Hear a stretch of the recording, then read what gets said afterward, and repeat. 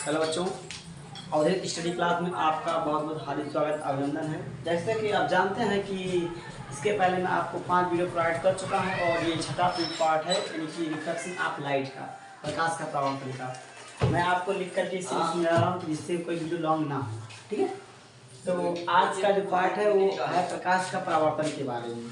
हाँ, एक बता ठीक है। प्रकाश का परावर्तन यानी कि प्रकाश का परावर्तन किसे कहते हैं, तो आपसे पूछ ले प्रकाश का परावर्तन क्या है क्या नहीं है, ठीक है, कोई दिक्कत नहीं। बट इसमें रीज़न एक होता है कि अगर कोई आपसे पूछ ले प्रैक्टिकली कि क्या होता है किस तरीके से, मैं आपको आज बाबू बता दूंगा अच्छी तरीके से एकदम देसी भाषा में, ठीक है, जिस तरीके से आप लोग अपने गाँव वगैरह सब में देखते हैं उसी भाषा में, ठीक है। तो फाइनली प्रकाश का परावर्तन, प्रकाश का परावर्तन किसे कहते हैं, तो आपसे पूछ ले प्रकाश का परावर्तन क्या है, इसका डिफिनेशन क्या होगा। तो जब प्रकाश किरणें किसी माध्यम से, माध्यम क्या होगा, माध्यम या तो वायु होगा या जल होगा और या कुछ भी हो सकता है, बट कोई अपारदर्शी वस्तु नहीं होगी। जब प्रकाश किरणें किसी माध्यम से, मान लो वायु में, वायु एक माध्यम है, मैं आपको बता चुका हूँ अगले पार्ट में, अगर नहीं देखे जाकर के प्लेलिस्ट बना है जाकर के देख सकते हैं, ठीक है। तो जब प्रकाश किरणें किसी माध्यम से आती हैं और परावर्तक सतह से टकराती हैं, परावर्तक सतह क्या होगा, मान लीजिए आप, मान लीजिए फॉर एग्जाम्पल कि मैं सूर्य को ले रहा हूँ, मान लीजिए सूर्य है, ठीक है, इनसे किरणें निकल रही हैं और हमारी पृथ्वी से टकरा रही हैं, टकरा रही हैं और टकराने के बाद जस्ट ऐसे देखते होंगे रिफ्लेक्ट होती हैं। आप लोग कभी रूम में खड़े होते हैं फिर बाहर निकलते हैं, बाहर निकलने के बाद देखते हैं कि अगर कुछ देर तक बैठे हैं फिर देखते हैं कि हमारे आंखों पे अंधेरा छा जाता है। ये इसका कारण ये है कि सूर्य का जो प्रकाश रिफ्लेक्ट होता है डायरेक्टली और आपकी आंखों पे डायरेक्टली अपोजिट होकर पहुंच जाता है। तो देखो जब प्रकाश किरणें आई किसी सतह से टकराई, ये परावर्तक सतह होगा, क्या हमारा होगा, परावर्तक सतह,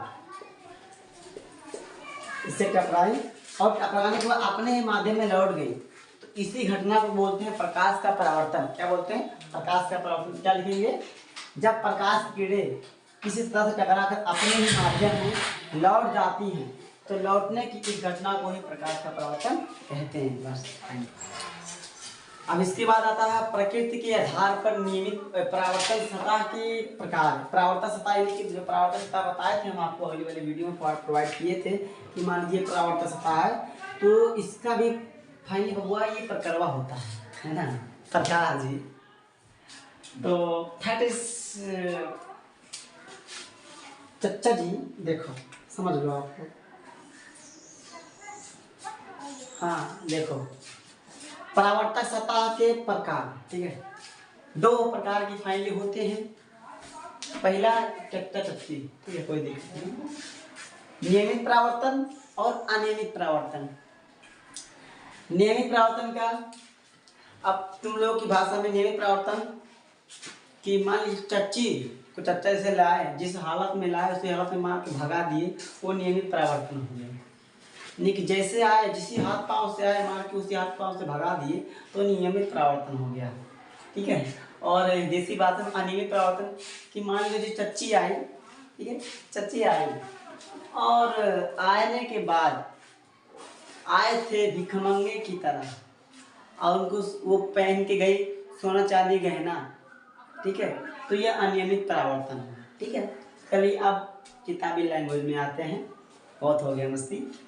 तो नियमित परावर्तन क्या होता है, ऐसा परावर्तन जो चमकीली सतह से, चमकीली सतह से क्या मतलब ये होता है कि जो समतल होता है, अच्छा एकदम सॉफ्ट, ऐसे सतह से, चमकीली सतह से नियमित रूप से, यानी कि मान लीजिए ये प्रकाश की किरणें ऐसे आई तो ये नियमित रूप से फिर आप जिस अवस्था में आए उसी अवस्था में परावर्तन हो गए, ऐसे आए फिर रिफ्लेक्ट हो गई, उसके बाद में फिर आई फिर रिफ्लेक्ट हो गई, ये होता हमारा क्या, नियमित परावर्तन सतह। यानी कि हमने आपको बताया ना अभी, चच्ची जिस अवस्था में आई थी मार के चच्चा ने उसी अवस्था में भगा दिया, तो होगा नियमित परावर्तन।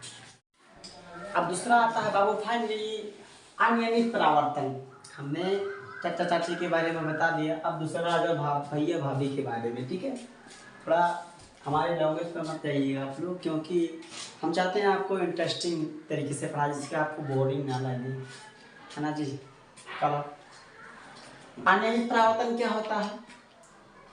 ऐसा परावर्तन जो रुखड़ी और चमकीली सतह से अनियमित रूप से होता है, उसे हम लोग परावर्तन क्या, कौन सा अनियमित परावर्तन सतह कहलाता है? चलो देखते हैं। फॉर एग्जाम्पल के लिए मान लीजिए आपके भैया की शादी हो गई फाइनली, होने के बाद क्या हुआ, आपकी भाभी आई और वहाँ से कुछ नहीं लाई, कुछ बिल्कुल कतई नहीं लाई है, तो आप क्या कहेंगी? आपकी सासू माँ उसकी क्या बोलेंगी जिसी हथवा पाँव से आई है खाई उसी से कुछ ले के नहीं, ऐसे भगा दो, खदेड़ दो, बगेर दो, ठीक है। तो ऐसा नहीं कहेंगे, ऐसा नहीं भेजेंगे, उसके जो होते हैं हस्बैंड कहेंगे ऐसा नहीं, इसका हथवा पैरवा तोड़ के तब भेजेंगे, ये बोलते हैं। तो यानी कि ऐसा, ये मतलब जैसे आए थे उसी अवस्था में थोड़ी भेज रहे हैं, उसको खाली हाथ भेज रहे हैं, तो होगा अनियमित परावर्तन।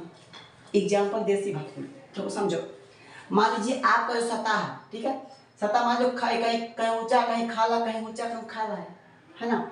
यानी कि बाबू कहीं धंसा है तो कहीं उभरा है तो कहीं धंसा है, लेकिन कहीं उठा है तो कहीं धंसा, कहीं उभरा कहीं धंसा। तो देखो मान लीजिए यहाँ धंसे भाग में यहाँ से आया प्रकाश की, अब यहाँ सतह पड़ी और जब धंसे भाग पड़ेगी तो ऐसे रिफ्लेक्ट हो गई, ठीक है। अभी कोई प्रकाश किरण यहाँ पे आई, फिर इधर परावर्तित हो गई, और कोई यहाँ आई फिर सीधे यहाँ हो गई, और कोई फिर यहाँ से आई और फिर यहाँ रिफ्लेक्ट हो गई। यानी कि जो भी आ रही है बाबू वो अनियमित रूप में हो रही है। कि हमने देखा था समतलवा में क्या देखे थे, उसमें क्या देखे थे, नियमित में क्या देखे थे कि बाबू जिस प्रकार से आएगी, मान लीजिए इस एंगल से आ रही है तो इसी एंगल में रिफ्लेक्ट हो जाएगी, लेकिन इसमें क्या हो रहा है, हम लोग देखें इस एंगल में आ रही है तो इस एंगल में, दूसरे एंगल में जा रही है रिफ्लेक्ट होकर के, तो बाबू ये होता है अनियमित परावर्तन। और हम आशा करते हैं कि आप लोगों को अच्छे से समझ में आ रहा होगा। अगर आ रहा है तो हमारे चैनल को लाइक, शेयर, कमेंट और सब्सक्राइब करना बिल्कुल ना भूलें। अब बाबू फाइनली आपका जो चैप्टर है प्रकाश का परावर्तन यानी कि रिफ्लेक्शन ऑफ लाइट, आपका मेन चैप्टर यहीं से प्रारंभ होता है, यानी कि आरंभ होता है, युद्ध यहीं से होगा प्रारंभ। आपको यूपी बोर्डवा की तैयारियां करना है बाबू, और अच्छे से अच्छा नंबरवा लाना है, जिससे आपके माँ बाप, गुरुग्राम और जनपद समेत सभी और माता पिता और भाई बहनों का क्या हो, नाम आप रोशन कर सकें। हालांकि आप लोग तो करेंगे नहीं, लेकिन लेकिन लेकिन कुछ तो करो, ठीक है। प्रकाश का परावर्तन यानी कि परावर्तक सतह मेन चैप्टर क्या होता है, आपसे कह दिया जाए आप आते हैं चले जाते हैं, आते हैं चले जाते हैं, लेकिन कहाँ से आते हैं कहाँ से चले जाते हैं, आपको मेन कॉन्सेप्ट बता रहा हूँ। देखो देखो, आप मान लीजिए कहीं से घूम के आते हैं, कहाँ आते हैं फिर चले जाते हैं, वैसे आपको कहीं से आएंगे घूम के घरवा में आएंगे, और घरवा में घूमने के बाद फिर कहाँ बाहरवा चले जाएंगे, ठीक है। तो आ रहे हैं फिर जा रहे हैं, जहाँ से जहाँ आएंगे वहाँ से जाएंगे, आपका क्या हो जाएगा वो परावर्तक सतह। उसी प्रकार बाबू, उसी प्रकार लल्ला देखो, प्रकाश परावर्तक सतह किसे कहते हैं? जिस सतह पर प्रकाश की किरणें अपने ही माध्यम में लौट जाती हैं उस सतह को ही परावर्तक सतह कहते हैं। फॉर एग्जाम्पल के लिए मान लीजिए ये हमारा पृथ्वी है, मैं आपको बार बार ये चीज़ें बता रहा हूँ और फाइनली आप भी बताने जा रहा हूँ कि ये मान लीजिए प्रकाश का परावर्तक है, नीति मान लीजिए धरती है, मान लीजिए जमीन है, मान लीजिए माटी वाला जमीन है, ठीक है। और सूर्य की किरणें आ रही हैं, सूर्य भगवान आवत आते हैं, ठीक है, सूर्य भगवान आवत आते टू कम देखा था, ठीक है, कोई दिक्कत ना है। सूर्य भगवान आवत आते और ये प्रकाश की किरण लेते, ठीक है, आवत है इनकी किरण, और यहाँ से आई, मान लीजिए यहाँ सभी किरणों को नहीं, हम एक किरणों को क्यों बता रहे हैं, मान लीजिए एक किरणें आई और यहाँ से आए, फिर देखो टकराने के बाद कुछ चीज़ें पूरा नहीं है रिफ्लेक्ट होगी, पूरा तो नहीं होगी, मैं कभी नहीं बताऊंगा। देखो आप जब खाना खाते हैं तो पूरा भोजन आपको एनर्जी में तब्दील नहीं होता, कुछ अपशिष्ट पदार्थ के रूप में निकल जाता है। फाइनली उसी प्रकार कुछ कीड़े आएंगे टकराएंगे और कुछ कीड़े रिफ्लेक्ट हो जाएंगी, यानी कि भाग जाएंगे यहाँ से टकराने के बाद, ठीक है बाबू। देसी भाषा में पढ़ा रहा हूँ, कोई आपको दिक्कत नहीं होना है, ठीक है। और रिफ्लेक्ट हो जा रही हैं तो बाबू जहां से टकरा रही है इसी को हम लोग परावर्तक सतह कहते हैं।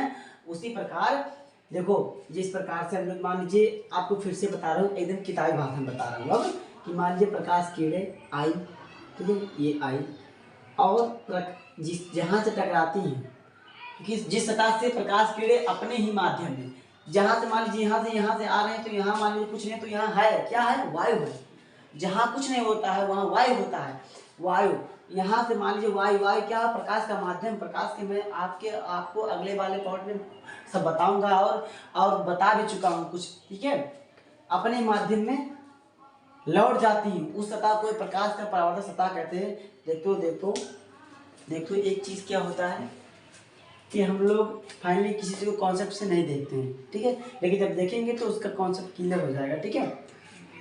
देखो आया इधर से और चला गया, तो ये हमारा क्या होगा, परावर्तक सतह। लेकिन आप लोग के माइंड में चल रहा होगा कि जो आ रहा है और जा रहा है वो क्या है, जो किरणें आएंगी उसे आपतित किरण कहेंगे, आपतित किरण। इंसिडेंट रे क्या बोलेंगे, इंसिडेंट रे, इंसिडेंट रे, ठीक है। और जो किरण जा रही हो टकरा करके उसे क्या बोलेंगे, परावर्तित किरण, परावर्तित किरण। एक रिफ्लेक्ट रे, रिफ्लेक्ट रे, ठीक है। ये आपको अच्छे से कॉन्सेप्ट क्लियर हो गया होगा। अब अगले वाले पार्ट में मैं यानी कि 7वें पार्ट में मैं आपको इसके एक डिफिनीशन के बारे में, कि आपको अगर मान लीजिए एग्जाम में पूछ ले कि आपतित किरण किसे कहते हैं, परावर्तित किरण किसे कहते हैं, तो मतलब लैंग्वेज बाय लैंग्वेज वैसे तो आप ऐसे लिख सकते हैं कि अगर आपतित किरण की परिभाषा आपसे पूछ ले कि आपतित किरण किसे कहते हैं, तो क्या कहोगे आप कि ऐसी किरणें यानी कि परावर्तक सतह पर टकराने वाली किरणों को क्या बोलते हैं, आपतित किरण। एक सेम भाषा में, और उसे तो मैं डिफिनीशन आपको बता दूंगा अगला पार्ट में अच्छे तरीके से।